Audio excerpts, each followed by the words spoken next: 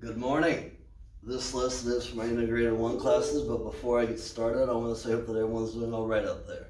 I'm not sure how I'm going to title this lesson, but I'm going to title it how I title it in the title.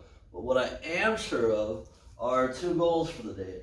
Our first goal is going to be to rewrite tables with repeating numbers, and our second goal is to write equations that represent the tables and verify that the equations are correct. So I have two examples of tables. I'd like to do the first one with you as a review, and I'll have you do the second one and see if we can get the same answer here. So first, let's make sure that we have a pattern. The x's are sequential, and my 8 turns into 15 by adding 7, 15 turns into 22 by adding 7, and 22 turns into 29 by adding 7. So I have a pattern here, so that means I can write an equation. So I'm going to rewrite the second, third, and fourth value in the y column using the number 8. Alright, so here's my table rewritten. So 0, 8, and all the x values stay the same, 1, 2, and 3. So how do I write the second y value using an 8 that has a value of 15? Well, it's 8 plus 1, 7. I have repeating numbers, that's good. How do I write the value 22 using an 8? Well, I have to add 2 7s to get there. So it'll be 8 plus 7 times 2. Again, I have my repeating numbers, this is good. And finally, I'll do the last one. How do I write 8 as a value 29? Well, I have to add 3 7s. So this is going to become 8 plus 7 times 3. And when I have repeating values, I'm allowed to extend to the x value, and so this term should be 8 plus 7 times x. And remember, I said this equal to y equals 8 plus 7x, or I can say f of x equals 8 plus 7x. Remember, this is another way to say y. And I'm going to pick the value 2. So if I plug in the value 2, I should get a 22. So plug in 2 should get 22. Alright, so we'll say f of 2, to show that I'm plugging in 2, is equal to 8 plus 7 times 2. 2 7s, or 7 2s, is 14. 8 and 14 is going to get me to 22. So I have a good equation. This equation is good. Alright, so now that we've done a little bit of a review, why don't you hit pause and try and do this table? I hope that you hit pause and try and do this table. I hope that you did. Alright, so hopefully you did, and I'm back. Let's go ahead and work through this one. 4 turns into 7 by adding 3. 7 turns into 10 by adding 3. And 10 turns into 13 by adding 3. And my x values again are sequential. So I can rewrite this table.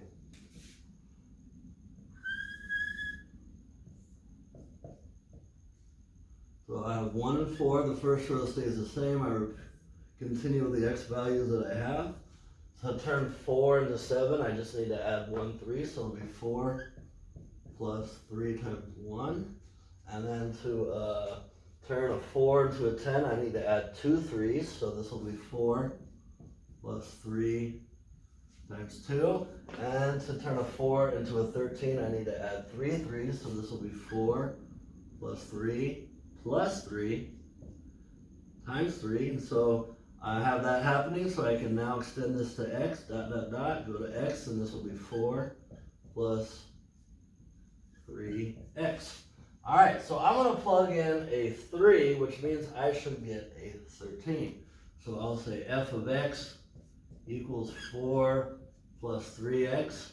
And now I'm going to plug in a 3. I'll do that over here so it's nice and high up. F of 3 equals 4 plus 3 times 3. So now I have 4 plus 9. And that's equal to 13. I was supposed to get a 10. Should have got a 10.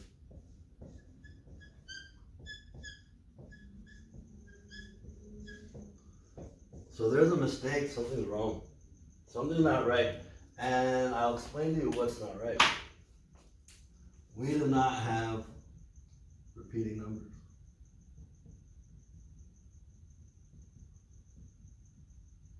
That's the problem. We did not have repeating numbers.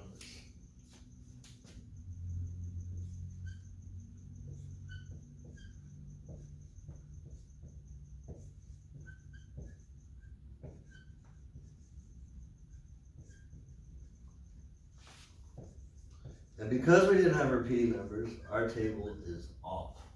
Or I'm sorry, our equation is off. And our table's not. It's still a good table, and this is correct technically, but we didn't get it, so we have repeating numbers.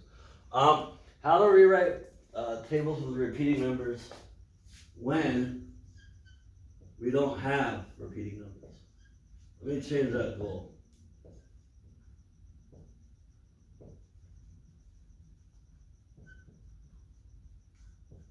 This is what I wanted to show, but I didn't want to title that in the goal. So let me clear this up. I'm going to come back with this problem, show you how to do this problem properly, and then have another example on how to handle a situation like this. So let me clean all this up, and I'll be back. I'm back, so let's go ahead and continue with this lesson. And remember, we're rewriting tables with repeating numbers when we don't have repeating numbers. So I'd like to just talk about, before I get into how we're going to accomplish this, I'd like to talk about that there's many ways to represent a value. So here we have the value 5. And I want to just show you that I can represent the value 5 in many different ways. I can say that 5 is the same as 4 plus 1. Or I can say that 5 is the same as the square root of 25. Or I can say that 5 is the same as 10 over 2. Right? Or I can say that 5 is the same as 9 minus 4. There's many ways that I can represent the value of 5. And we're going to exploit that fact to rewrite these values, 1, 2, and 3, so that I have a 2, and a 3, and a 4. So I did rewrite the table showing that I have the pattern, and I rewrote the table with how many 3's I need to get the value when I'm adding a 4 to it. So I needed 1 3 to get to here, I needed 2 3's to get to there, and I needed 3 3's to get to there. But again, this is not repeating with that, this is not repeating with that, and this is not repeating with that. So I need the number 2 here, but the value 1. I need the number 3 here and the value 2, and I need the value 4 here and the value 3. So if you can think about how I get the value 1 using a 2, you understand. If you can think about how to get the value 2 using the number 3, you got it. And if you can think about how to get the value 3 using a 4, you got it. So here's what we're going to do. We're not going to say 1. We're going to say that this is 3 times 2 minus 1. This is still a value 1, and I have my repeating numbers. So we're going to be very clever with how we're getting our repeating values. Because we didn't get the repeating values, we can rewrite that value in such a way that it has the number that we need, and it hits the value we needed, because we needed this to be a value 2, because I needed 2 3's to turn a 4 into a 10. And so I still have the value 2, but now I have my repeating numbers. So I have my repeating numbers. And again, here I need the value 3, but I need to use the number 4. So I'll just replace that 3 with a 4 minus 1. This is still a value 3, and again I get my repeating number. So now that we have repeating numbers, we are able now to extend this to this. So this is going to become 4 plus 3. Now where I have my repeating number, I put an x, and then I write the rest. So I set this now equal to my y, or my f of x, and we get f of x equals 4 plus 3 x minus 1. And so if I was to plug in a 3, for example, f of 3, I should get a 10.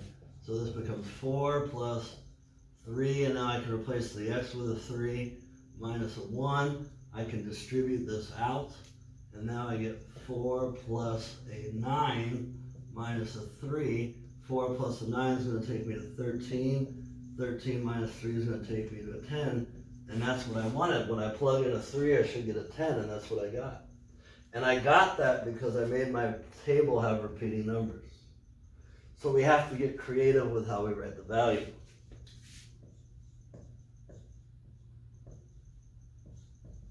Oh, email.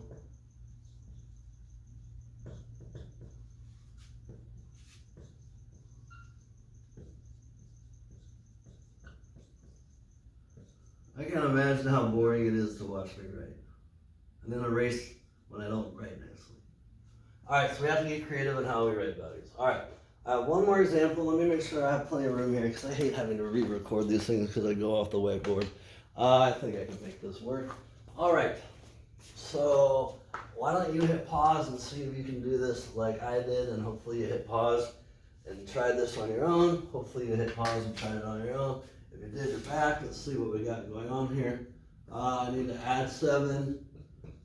I need to add 7. And I need to add 7. So I have a pattern here. These are sequential, so this is good. And we can rewrite our table.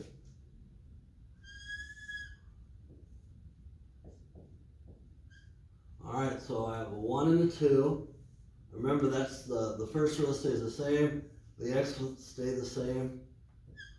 And instead of saying 2 plus 7 times 1, I'm going to say it's 2 plus 7 times 2 minus 1, where this is still the value 2, and this is still the value 1, and I have my repeating values.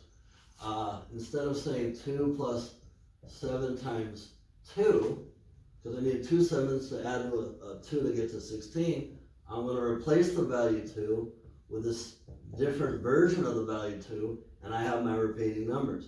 And I'll do that one more time down here. So instead of writing a 3, because I need 3 7s, I'm just going to say 4 minus the value that I need to get there. And so now I can extend this to x. So this becomes x, dot, dot, dot.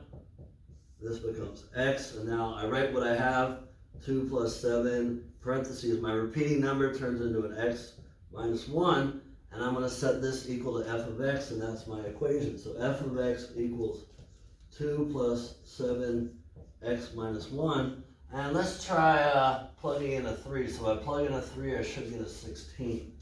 So we get f of 3 now equals to 2 plus 7, and my 3 goes there, and then a minus 1.